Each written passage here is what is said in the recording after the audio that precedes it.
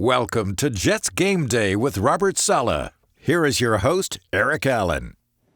Jets Game Day is finally here. Coming up, we're going to hear from Cynthia Freeland, Brian Baldner, Ethan Greenberg, and Caroline Hendershot. But we'll start with Bart Scott and Erik Coleman. Bart Scott flexing. He is ready for the 2022 season. Do you think the Jets are? Yeah, you're talking about me flex. I tell you what, Joe Douglas and Robert Saleh flexed all offseason. They went out and had tremendous, acquisitions in free agency, then topped that off with a tremendous draft. Probably one of the best drafts in all the NFL. And you bring in a lot of depth at positions, and you bring in a lot of youth and exuberance, and I think it's going to pay dividends. All the ingredients are here for a successful and beautiful season. All the ingredients are here. Joe Douglas says he likes that mix of youthful players and veterans in the locker room. Yeah, it's great. You have the veteran knowledge and experience with the youthful exuberance. And I like the mix, especially on defense. When you look at a guy like C.J. Mosley, the captain of the ship, Quinnen Williams as well, and then you add in some Sauce Gardner, Jermaine Johnson. These guys are young, they're hungry, and it's going to lead to a lot of success for this Jets defense. Let's go to the offensive side of the ball. The Jets are going to be counting on some young, skill position players like Breece Hall, Garrett Wilson, Elijah Moore entering year two, Michael Carter entering year two, and you totally revamped that tight end room. Yeah, but it all starts and stops with that offensive line. Fortifying the fronts, winning within the trenches. That has always been a staple of what Joe Douglas has wanted to do here. It's going to help the running game. It's going to help those weapons that you go out and you went out and acquired to be able to have time to go down the field and make big plays, explosive plays for Zach Wilson, Joe Flacco, who's ever at the quarterback position. And I'm excited about what they're able to do in the trenches. I love that they're strong up the middle. When you think about Thompson, you think about Vera Tucker, who is set to have a breakout season and announce to the world that he's an upper echelon interior lineman. Bart, you're a Michigan guy. How about the number 4 overall selection in the draft? Ahmad Sauce Gardner. Robert Saleh was asked about his confidence level on a 1 to 10.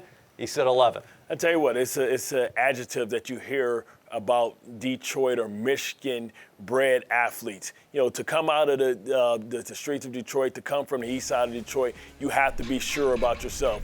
Survival of the fittest. And they prepare you for life in the NFL and life in general very early on. Everything in Detroit is earned. And Sauce Gardner was a part of that culture. And his confidence is just knowing that he's already done the work.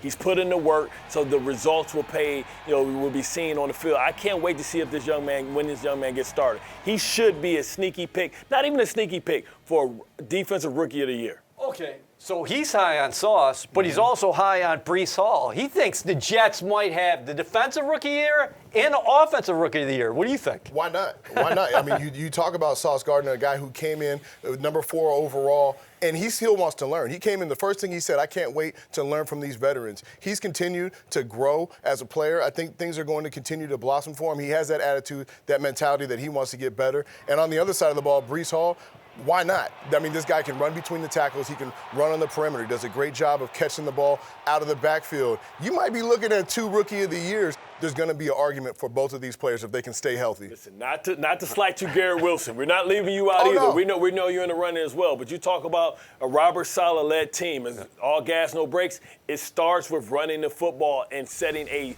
physical identity.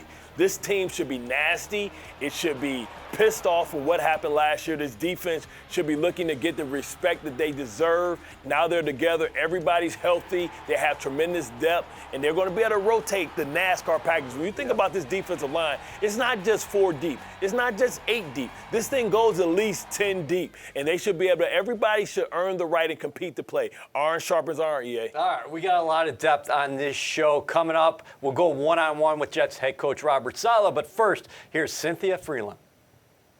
For all the talk about Joe Flacco and Zach Wilson this week, the Jets have to contend with one of the most electrifying performers in the National Football League, Lamar Jackson. What is the plan? I mean, the plan is you have to contain him. You have to set edges. You have to make Lamar Jackson beat you as a passer, not as a runner. And he's a big part of this run game. So you're going to have to make sure that once they try and change the math, you're able to be accountable, make sure there's no guys on the ground, and make sure you rally to the ball. Do you spy him, and how do you take away his favorite target, Mark Andrews? You definitely spy him on 3rd down, but you take away his target with eye discipline from the linebackers and the safeties. You have to make sure you're reading your keys. The way that they create chunk plays are all the linebackers and safeties are keying on Lamar Jackson to threaten them with that run. Mark Andrews is running up the seam, and he hits him on that seam route. Eye discipline is going to be key for these safeties.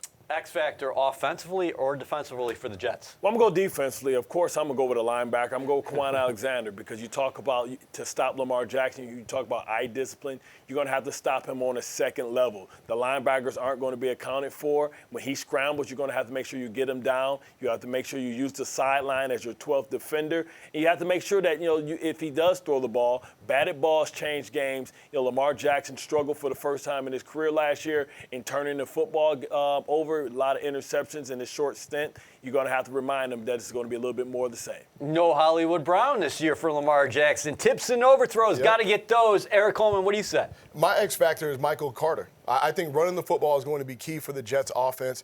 Keeping those third downs to a minimum, third and manageable, is going to help Joe Flacco move the chains, let this offense continue drives, and give that defense a much-needed break from chasing around Lamar Jackson. The 2022 New York Jets season is upon us. Enjoy Jets-Ravens, everybody.